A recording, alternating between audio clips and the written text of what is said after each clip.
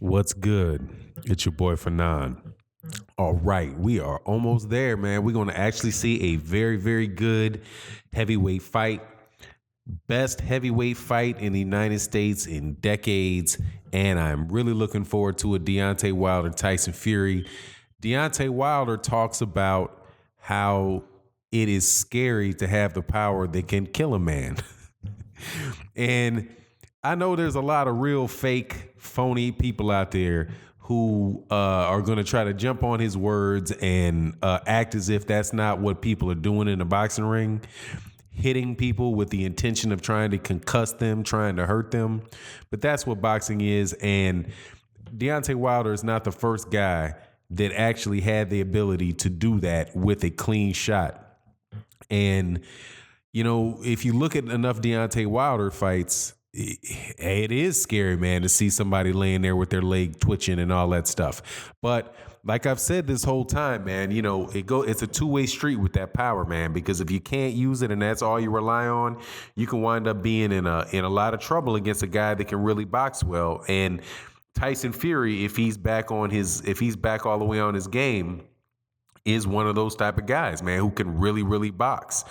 And if Deontay Wilder is unable to land those shots, man, you know, it could be trouble for Deontay Wilder. That's why I'm really excited about this fight, man. It's not a fight where the outcome is already determined.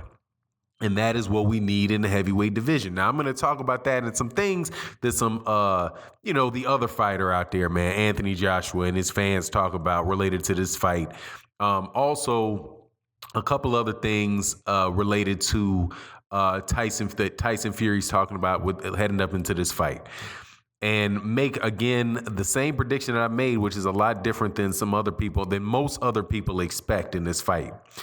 Now, thank you to everybody that subscribes to the channel. Thank you for tuning in, watching this video. If you're not subscribed, please subscribe and hit the bell icon. It'd be much appreciated. We're definitely growing the channel and having better conversations all the time. Mature boxing fans are very, very welcome in our live streams. And I definitely appreciate the support. This channel is established to raise money for certain causes. And whenever you guys watch the videos or support it is much, much, much appreciated. So let me go through what Deontay Wilder said in detail. He says, when my mind transforms, it's a scary feeling because it's a source of power that takes over and allows me to feel like I know I can kill a man, Wilder said to The Sun. People have a problem with me saying it because I can do so. People have a problem because I do possess the power to do it. When I have a feeling come over me, I don't know the strength of my own power. It's unexplainable. The week of the fight is when I start to transform. It just takes hold, especially the day of the fight. I'm no longer myself. Nothing is funny. Everything is serious. A fighter is not going to stay in the ring with me if I don't want them to. I have a killer instinct that's crazy. If you are hurt or wounded, you are going to get out of there. I don't get paid for overtime, so why sit around? Why wait? I like to get a knockout. The heavyweight division is based on power. I like to get people what they want to see, a devastating knockout, and I deliver that each and every time. So he's clearly selling the fight here, man. And it's one of these things that I just do not understand. This is part of the hypocrisy in boxing, man. I'm just going to skip to this. This is part of the hypocrisy of the boxing media and the hypocrisy of many, many boxing fans. When a fighter like Floyd Mayweather Jr. boxes and shows the quote unquote sweet science by hitting and not being hit, going to a decision and winning a convincing decision and moving on to their next fight, they, by many people, are called boring. When a fighter that they want to see, that they like, is in, Rock'em Sock'em Robot Wars, right? Like an Arturo Gatti, Mickey Ward fight. Like, it's the most exciting thing in the world. It's great for boxing. You got morons like Jim Lampley creating Gotti lists, the Gotti list. Like, what is this, the Gotti list for guys that can't get out of the way of a punch? Anyway, that type of stuff. But when you have, of all the heavyweights that we have right now in the bellwether division in boxing, the heavyweight division, the traditionally the best, most important division, the most important division in boxing. When the heavyweight division is live and kicking, boxing is probably the most exciting sports that there is. When the heavyweights are going and fighting well, because people talk about the casual fan and what the casual fans want to see. I haven't been a casual fan so long, but it's hard for people to get behind guys that are 5'6", 135 pounds, and believe that there's somebody that is the king, that is the biggest, the baddest man on the planet. When you're 5'5", 130 pounds, it's just, it's really not an easy sell to make. But the heavyweights, whenever there is a heavyweight champion that is really the man in the heavyweight division, and he's delivering knockout after knockout after knockout, it is a much easier sell to the average fan than it is in that situation than it is when you got smaller guys, or even when you've got a heavyweight that is not delivering those type of performance, those type of, hit you upside the head, have you drooling, leg twitching type of knockouts that you get from certain heavyweights, right? And Deontay Wilder is that type of heavyweight. And it is proof. And I always listen to people talk about how bad, how he doesn't do numbers and he doesn't this and he doesn't that. Deontay Wilder has been, for the people that have been avidly watching boxing in the United States, he has been a favorite of those crew of boxers for several years now. Ever since he won the championship against Bermane Stiverne, over 1 million people watch him on TV every time. I don't miss a fight because you're going to get exactly what he talked about in this interview, in this statement. You're going to get every minute of that fight. You're waiting for that bomb to drop, and he does not disappoint. The only guy to go the distance was Bermane Stiverne. But Tyson Fury, on the other hand, is that guy, kind of big, awkward fighter that really can pose a lot of problems for Deontay Wilder, which is why I do not think this fight is a foregone conclusion.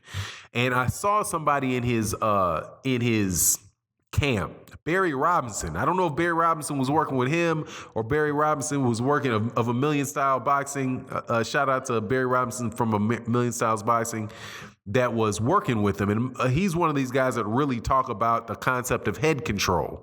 And that's one of the things that Muhammad Ali used to do a lot, where you grab a bigger guy by the back of the head, a power puncher by the back of the head, pull him in, which is, make him move where he wants to move when he controlled the guy's head.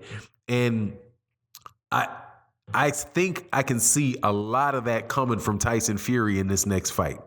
Now, of course, I favor Deontay Wilder to win, but like I said in the beginning, I favor him to win by a decision.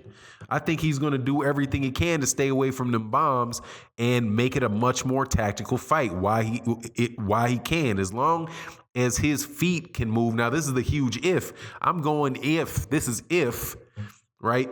He still has the mobility that he had before he got up to over 400 pounds. And I don't know of a fighter that has swelled up that big that was already that big. Already, it's hard on a guy that's 6'9" and 250 pounds to be mobile to begin with. But for you to go all the way up to 400 pounds and back down and regain that mobility, because we have not seen that mobility yet. Didn't see it in the last two fights that he was in.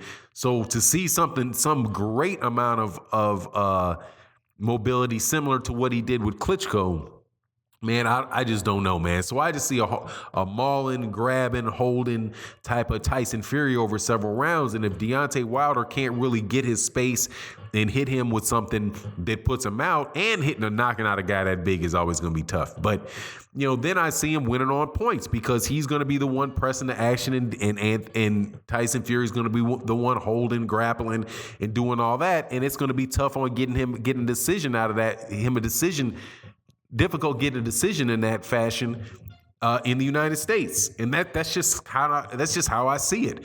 Now, if Deontay Wilder is able to land something on him, man, it can be something. He can go to sleep without a doubt. It's the heavyweight division, but so can if Deontay Wilder is reckless and walks into something from Tyson Fury, he could be walking into something from a 6'9", 265-pound man, and anytime you walk into that, you can get hurt. So, it's a heavyweight division. This is going to be an exciting fight. I'm really looking forward to it, and I don't care how many ticket sales. This is the last part of this. People need to stop fronting like they really care how many tickets get sold to this fight, or how well the pay-per-view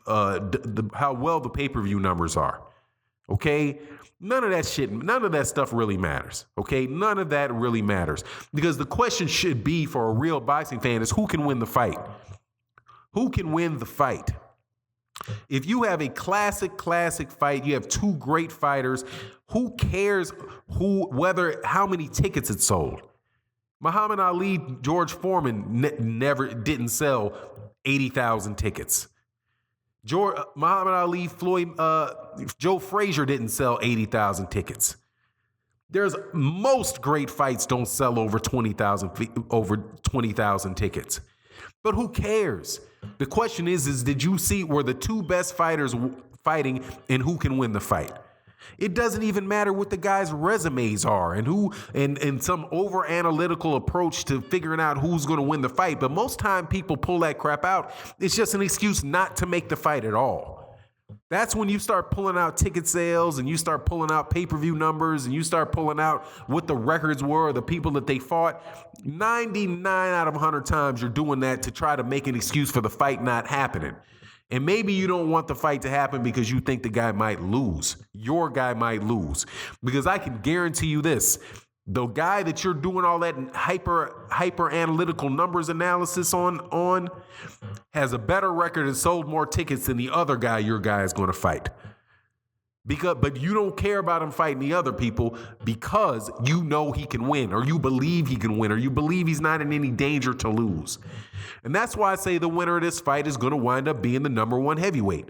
If it's Deontay Wilder, it's because Deontay Wilder's now fought back-to-back. He fought his mandatory Bermane Stiverne, who's a former heavyweight champion. He beat one of the most difficult cats to beat and that everybody was ducking in boxing, Luis Ortiz, in the next fight. And to beat the lineal champion in an undefeated fight, or in Tyson Fury, who really owns all those other belts. Man, those are three big-time fights in a row for Deontay Wilder as far as the level of competition and the significance of the win itself. And if Tyson Fury wins the fight, same thing goes for Tyson Fury because he owns everything if he does. And to come off of that type of layoff, 2 tune-ups, and fight the guy that everybody else was afraid to fight says the same thing about him. So I'm really looking forward to this fight. It's only a few days away. I'm definitely buying it. I advise you to buy it. And to support the fight, because we need to support the best fighters fighting the best fighters with no nonsense going on. And hopefully we can return, the heavyweight division can return to the glorified state that it had been in the 60s and the 70s, in the early 90s, because we've got the fighters to do it, man. We just got a certain couple cats that want to sit on the top and act all sedity about it and not make the fight. So anyway, it is what it is, and with that, I'm out. Peace.